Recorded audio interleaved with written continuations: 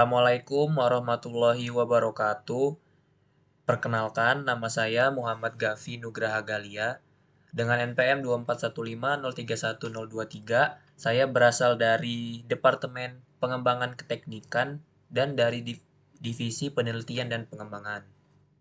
Di sini saya akan menjelaskan tentang tugas dari study case saya tentang pemilihan raya Himatro 2025. Jadi untuk yang pertama, poin pertama ada apa kebijakan yang terjadi.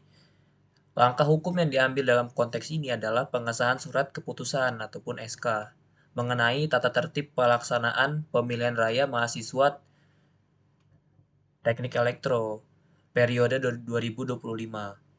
Produk regulasi internal ini dirancang sebagai kompas resmi agar seluruh tahapan suksesi kepemimpinan ketua dan wakil ketua himpunan dapat berjalan secara sistematis, terukur, dan juga patuh pada koridor konstitusi organisasi. Di dalam kebijakan tersebut tertuang poin-poin krusial yang mengikat meliputi legalitas pembentukan panitia penyelenggara, standarisasi kualifikasi bagi para kandidat, regulasi masa kampanye, prosedur teknis pemungutan suara hingga mekanisme resolusi sengketa jika terjadi sengketa pemilu.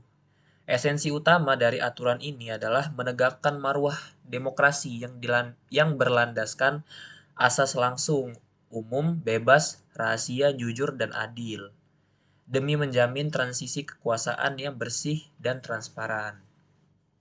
Lalu pada poin kedua, apa dampaknya terhadap organisasi mahasiswa? Pemberlakuan regulasi ini membawa implikasi ganda bagi dinamika internal sosial, internal organisasi.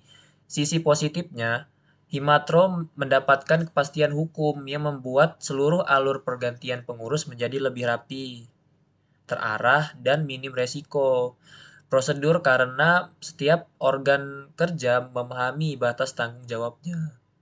Selain itu, momentum pemira ini berfungsi sebagai laboratorium politik nyata bagi mahasiswa teknik elektro untuk mengasah kesadaran sipil dan hak suara mereka. Sebaliknya, dampak negatifnya muncul dari ketatnya parameter seleksi administratif yang berpotensi memangkas hak politik sebagian anggota untuk maju bertarung sebagai calon pemimpin. Lalu ada hambatan lainnya, yaitu resiko terjadinya gangguan teknis dan distorsi informasi di lapangan apabila jajaran panitia yang ditunjuk belum memiliki kematangan manajerial yang memadai dalam mengelola konflik. Lalu ada poin yang ketiga, apakah kebijakan tersebut efektif?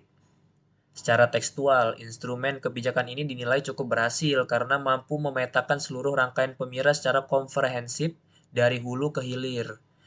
Keberadaan klausul pengawasan dan penyelesaian konflik juga menjadi benteng pertahanan yang efektif untuk meredam potensi gesekan antar pendukung pasangan calon sebelum meluas menjadi konflik horizontal.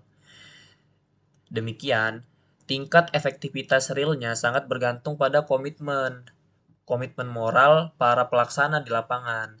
Jika dalam praktiknya panitia bersikap tertutup, tebang pilih ataupun abai terhadap asas profesionalitas, maka legitimasi dari hasil pemilu itu tersendiri taruhannya karena akan memicu krisis kepercayaan yang hebat dari seluruh warga himpunan.